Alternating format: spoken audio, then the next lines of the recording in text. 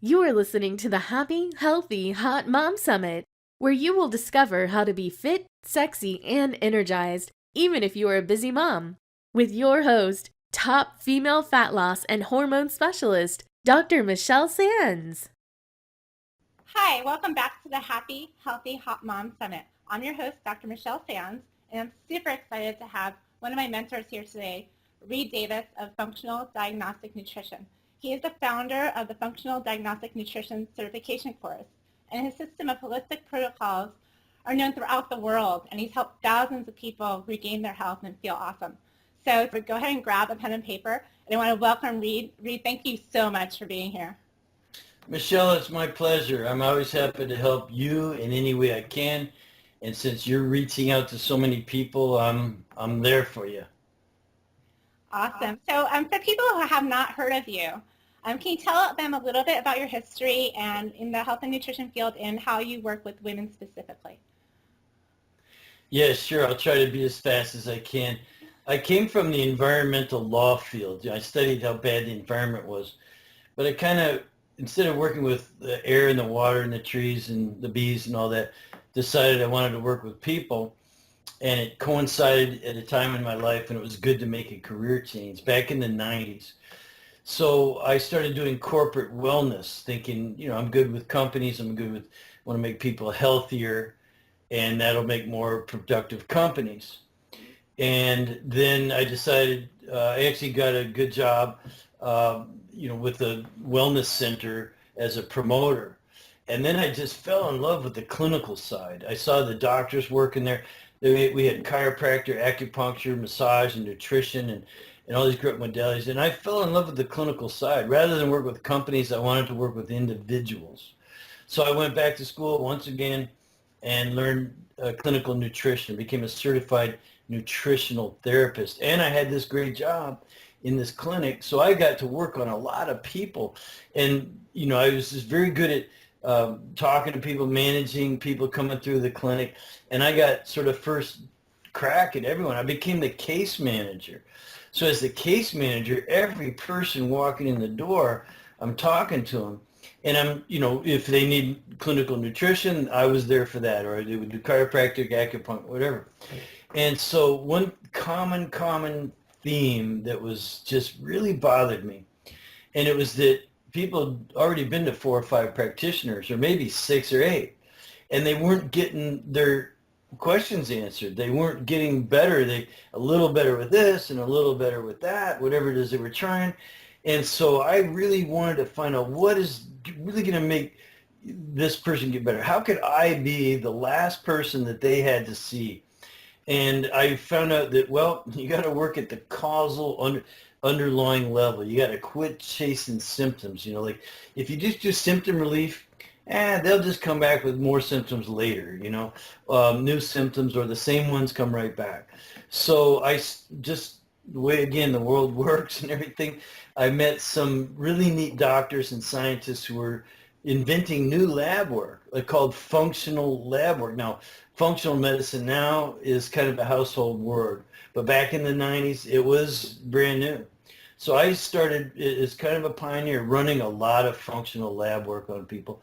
And over an 8-year period, again, both as the case manager of this wellness center, also I had my own business lecturing and screening and going out in public. So I just had more business than anyone else. There's hardly anyone that has run labs on over 10,000 people. And so that's kind of my claim to fame. I just worked really, really hard trying to be an honest researcher, get to the root cause, stop chasing symptoms, help people at that causal level, empower them to use this information to work on what's really wrong and get better. And of course, one last thing, is because I'm not a physician, I couldn't just get out a prescription. And it wasn't about drugs or what's the best medicine or anything. It's about what are the dietary, sleep habits, exercise habits, stress reduction habits, and supplementation. I'm not huge on supplementation, but it's a piece of the puzzle, So over all those years, I actually systematized an investigative system, and I teach a course in it now, how to do these basic investigations, and then, of course, the natural protocols. So that's my background. And as you have introduced me so kindly, I now teach that course in how, because I wanted other practitioners to benefit from all my years and years of research. Awesome. Yeah, and the people that know me know that I'm a big fan of the course. I'm a graduate of the course myself, and it was actually my intro into naturopathic medicine. So definitely a great course. And Reed, so in throughout your time working at the clinic and since then, you've seen thousands and thousands of labs, both your own and your students. What common denominators do you see in women, Yeah. maybe specifically in their hormones? Well, there's this word called stress that some people might be sort of familiar with. And but when I first say stress, all joking aside, most people think of their life and their bills and their job and getting to work and their kids and getting them to school and feeding them and all these sort of mental, emotional, stressful things. And that's important. But I learned that stress comes in other shapes and sizes too, and so obviously working in the clinic, we had a lot of people coming in with physical stress. They were in car accidents, they fell out of trees, they over-exercised, so there's all that kind of stress too. So now you take all the mental emotional stress and you add all the physical weakness and weak muscles and bad posture and again, the accidents and injuries and things. That's more stress. Now on top of that, remember I came out of the environmental field. So I know about chemical stress and biochemical stress. And from my training, I found out our own bodies produce toxins and waste products, things that need to be cleared up. So now there's a new form of stress. Not to mention on top of that, our immune systems get weak sometimes, and then we end up with dysbiosis, too much bad bacteria versus good bacteria. And then when that happens, you get parasites and you get fungal overgrowths and you get viruses and things like that. So there's all these different categories of stress. And ask anybody, men and women, does that affect your hormones? Oh, yes, it does, And so that's one of the most common laboratory tests that we run. We can check your stress hormones, and from some of those or the same sort of master hormones, it also makes your sex hormones. So your stress hormones and sex hormones are made out of the same parent hormones, if you will. So if you're all stressed out, where do you think those parents are going to feed? They're going to go make more stress hormones and deal with stress, and it's not going to leave a lot left over for the sex hormones. So it's going to throw off your estrogen and your testosterone and progesterone too, of course. But then you're going to have some issues around those hormone levels, and it could be pretty devastating to some people. If you have no energy, your brain doesn't seem to be working, you don't have much sex drive, you start gaining weight in the wrong places, not the kind of weight you want, like muscle, and so and then again, just like the fatigue and brain fog, that alone is enough to screw you up. That's the medical phrase. On top of, remember, and then add all the mental, emotional, add all of the physical pains and things like that. You can really get in an unhappy state. So for women, there's a few times in their lives that hormones seem to go haywire. It's when they go through puberty, when they have a baby, and then again in menopause. And a lot of the people watching are in the category of just having a baby or having a baby in the last few years. Yeah. Now, we're expecting a little unbalance during that time because there's additional stress put on the body. But if things don't bounce back within a reasonable amount of time, what are maybe some options that women can look for or do when they know that they're out of balance, when they're experiencing those symptoms that you just mentioned? Yeah, well, sure, it happens. And I'm not sure about I'll just give you what I think you were asking me about. A lot of women do have the, postpartum problems. They can't lose the weight they gained. Their blood sugar problems are there. The hormonal ups and downs are there. These things like that. But I would contend, and this is just from my observations, that prior to getting pregnant, they weren't doing all that great either. So this is something hardly anyone thinks about. They just don't remember that, well, before you got pregnant, you weren't exactly all roses. You weren't in great shape. You might have been a few pounds over then. You had some ups and downs then. you had some, blood sugar or cravings, or there was something going on, but you got pregnant. Now, pregnancy is one of the greatest joys on the planet, and having children is just an amazing thing. That's part of why we exist, is to have kids. I've raised four, and there's no prouder moments. And I'd give everything for my kids and kids in general. They are the future. And so you're in this happy state, so you get, and then of course when you're pregnant, your progesterone's way up there. Progesterone's kind of a relaxant, it's a feel-good type of a hormone, and you might, some people have great pregnancies, some don't. But again, I would sort of attribute to, there was a lot of stuff going on prior to pregnancy that you just don't remember, you weren't really in tune with. And when you got pregnant, you're so happy, you just forgot about all that stuff. But now you've had the baby. And now your body's really going through some recovery. And actually what it wants to do, if you look at just the survival instincts that every cell in your body has, it's this idea of survive. It actually wants to get ready to have another one. That's what it's trying to do. And you're just going, like, because of social and, financial, all these different things. You just want to get back in shape. You want to remember what, what you think was the great life that you had. And so now you've got actually a lot of work to do, and it's okay. If you keep everything in perspective, your number one job is to take care of the kid. Hopefully you have someone taking care of you. Now this is just my commentary. I always looked at parenting as moms take care of the baby, dads take care of the mom. If you just, so now I know in today's world that's not exactly what's going on all the time, but so women end up having to take care of themselves and their kids, and that's even just more burden. And if you weren't doing that great before you were pregnant, again, if you had low energy and a little overweight, and your cravings and controlling your blood sugar, and then you could have had lots of other things, food sensitivities. You could have had dysbiosis and gas, heartburn, bloating, indigestion, constipation, diarrhea. You could have skin problems, hair problems, stuff going on.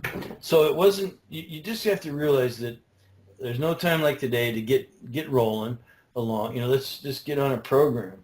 And of course, what we do is we run labs and we see where you're at, and we give you things to do that there's very reasonable expectations you're going to do a whole lot better when you work with the system.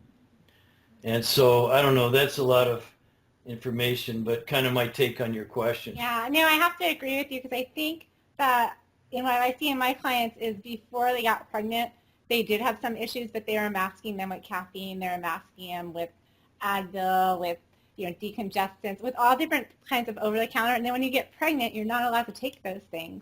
And alcohol. All the stuff just comes to the forefront. And then the extra stress of just being pregnant after you're done, you're like, oh my God, what's wrong with me? And so a lot of my clients, they feel a little depressed, after that. And it's a time of your life when you want to feel like happy. You should feel happy.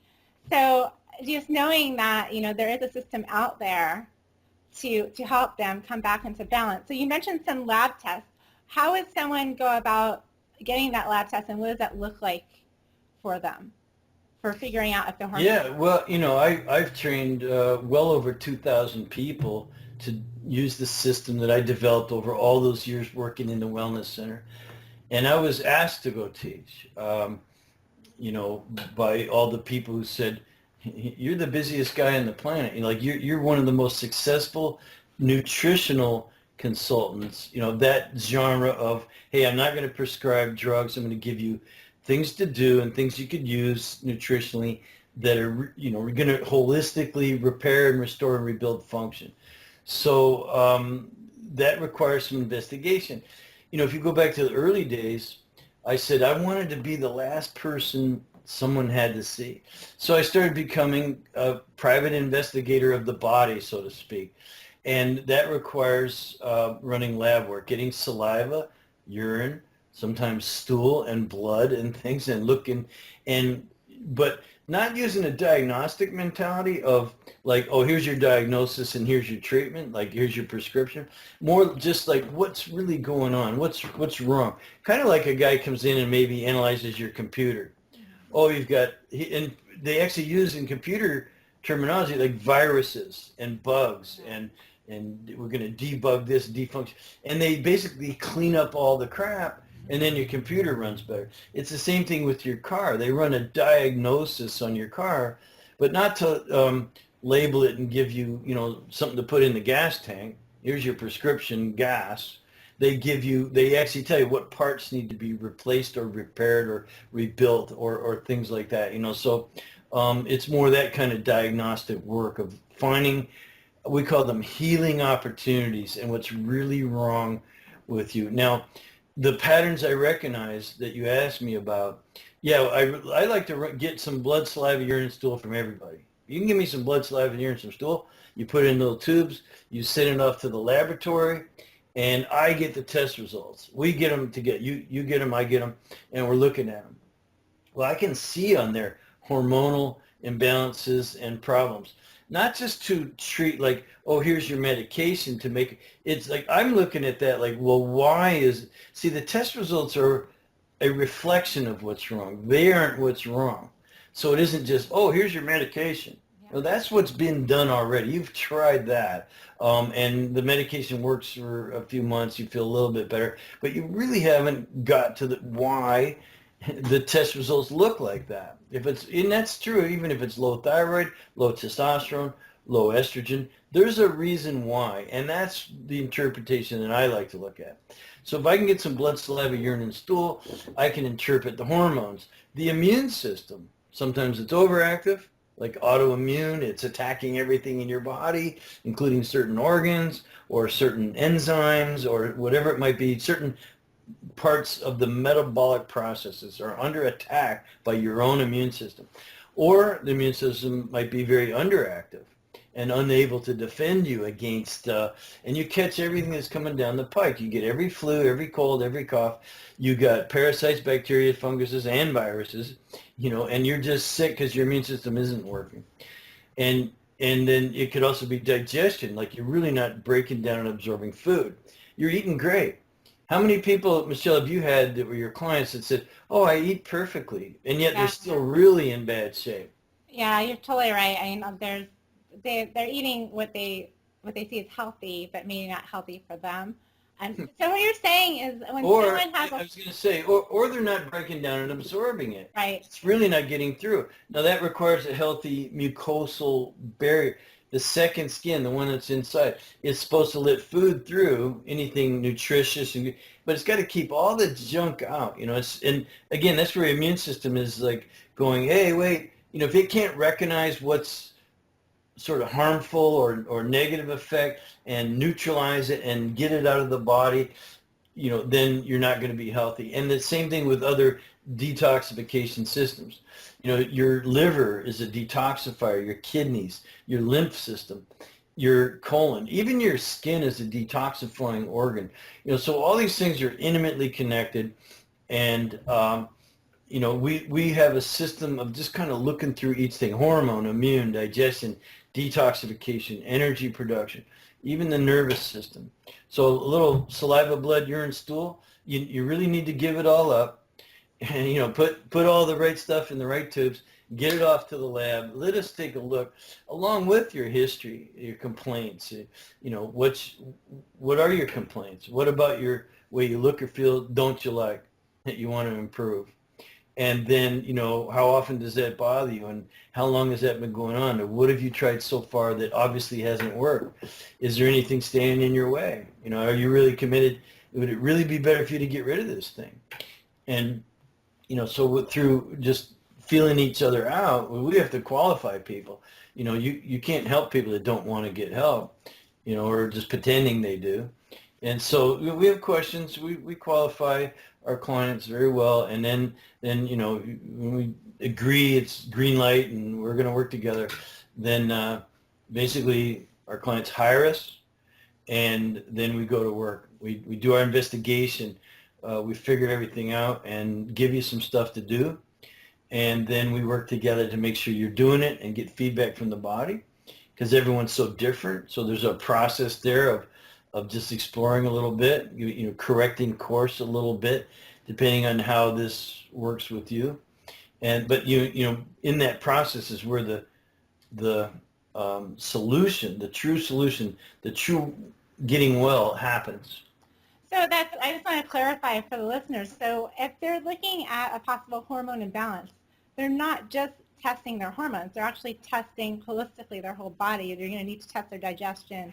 You need to Yeah. test their immune system. You need to test their detoxification pathways, all those things. Because a lot of times people will think, my hormones out of balance, just test my hormones and fix my hormones. But the way you're Yeah. explaining it, it's really a holistic system where each system in your body can affect the other systems, and in order to actually find the actual Yeah.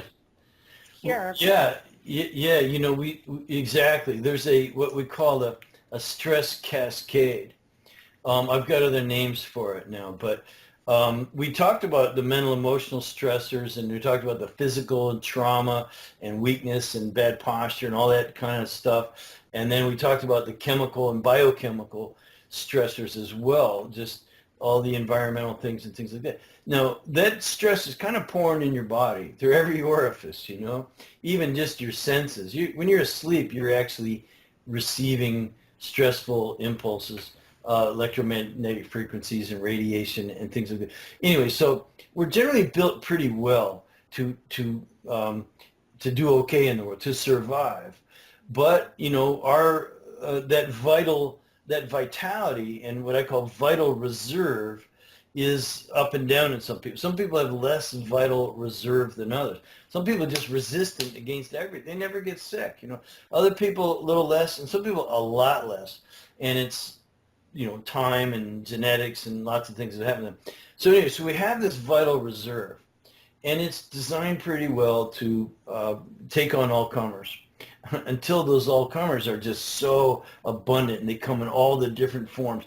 Now, when they do get, let's just say inside the body, they don't stay in one place. They cascade around. It's kind of like stress going into a river upstream, and then the different stressors crash around the big rocks in the river of the organs. You got the liver and the adrenals and the ovaries and the testes and the pancreas and the lungs and the heart and the, you know, all the parts. And so the stress is just cascading all around and bouncing off. Now the symptoms you feel crappy, you know, and again, all the tiredness and fatigue and low libido and foggy thinking and aches and pains and sneezy and sinuses and diarrhea and bloating and the hormonal things. That's just downstream. So if you only deal with that symptom or even that system it seems to be coming from, like the sex glands, or, you know, oh, it's just your low testosterone, here's your, well, if you aren't looking upstream to see all of the dysfunction that has produced that, then you are going to be treating symptoms forever. And you'll eventually need bigger and bigger symptom removal sticks. Like, you know, I could go on and on and on about that, but it's that whole idea of stress cascade. That's answers why for hormones, we don't just want to measure the hormones. We want to see what's going on with the immune system, digestion, detoxification, energy production, the nervous system, you know, because they all contribute to the chaos that's involved. And it's exactly that mentality that you wanted to be the last practitioner that people saw, because you were the one checking all those different symptoms instead of just checking the hormones and having them come back in a few months. So that is why I respect you so much, because you actually do a holistic program, and that is, you know, something that you don't see all the time. But for the listeners today, if they just wanted to do a few things right away that could improve their hormone health, what would you recommend? Yeah, you know, well, stress reduction is really huge, you know, believe it or not. I have a sort of magic formula, if you can see my hand here, and you know what I'm about to say. DRESS. So we have diet, which is everything you put in your mouth. Rest, you have to sleep. Exercise, you have to exercise. Stress reduction is the first S, and the last one is supplements. So DRESS. Now, basically, which one are you going to leave out? Are you going to not eat right? Are you going to not go to bed in time? Are you going to not exercise? Are you going to not reduce stress in every way it could be identified? Are you going to not take your supplements? You know, and by the way, I don't sell any brand of supplements, but I've had people come to me and say, I'll do this, but I'm not taking any supplements. And I've had people say, I'm not doing any of this, just give me the supplements. and neither one works. You really need a holistic behavior program of eating the right foods. Don't eat foods that you're sensitive to. That's why we want a little blood so we can see, what you're sensitive to. We can get rid of the sensitive foods. Resting is critical for detoxifying your body, for regenerating the brain, and that really allows you to have good hormones. Exercise, look, exercise has been proven 100 times in 100 different studies to be just as effective as antidepressant medication in depression. So if you're depressed, you can take a pill, or you can go run around the block, or at least walk, or do so, if you have no legs, you could wheel yourself around or something. You can do something.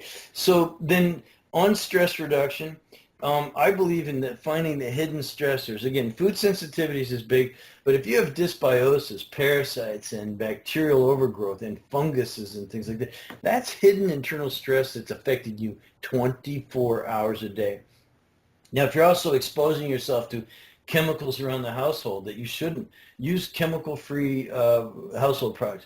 Use chemical-free personal care products.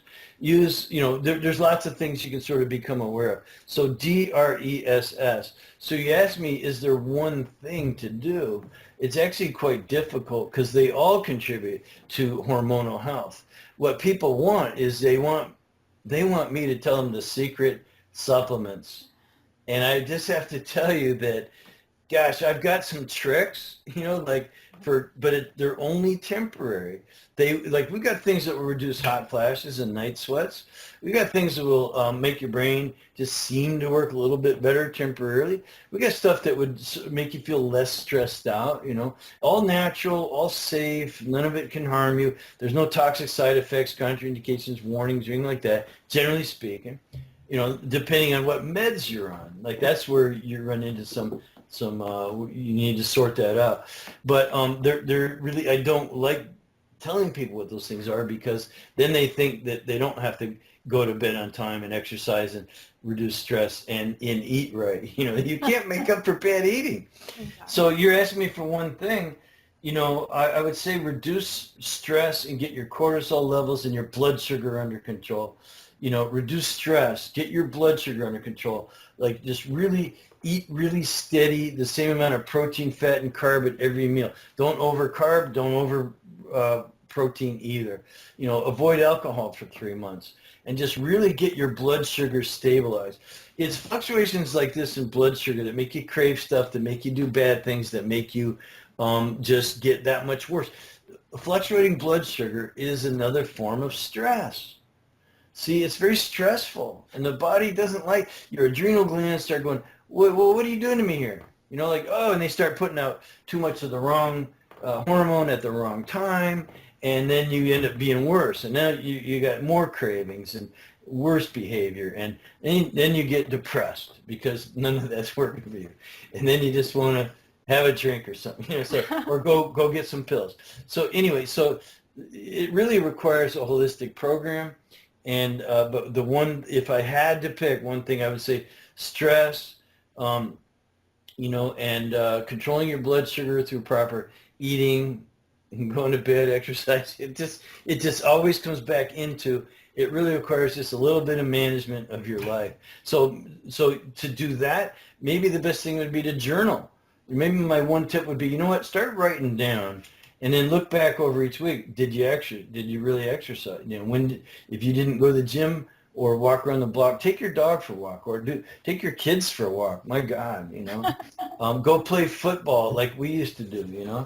Out in the backyard, throw the ball, do something, and you do these things, and you start managing each week at a time. Now instead of looking back, you're starting to look forward. Oh, okay, I'm going to do this. I would not exercise if I didn't put it on my schedule, Michelle. Even things like, sex, whatever, having a good time, you better block it off, so you got some time to do the good things, fun things. You just get together and let nature take its course, and it'll all work out for you.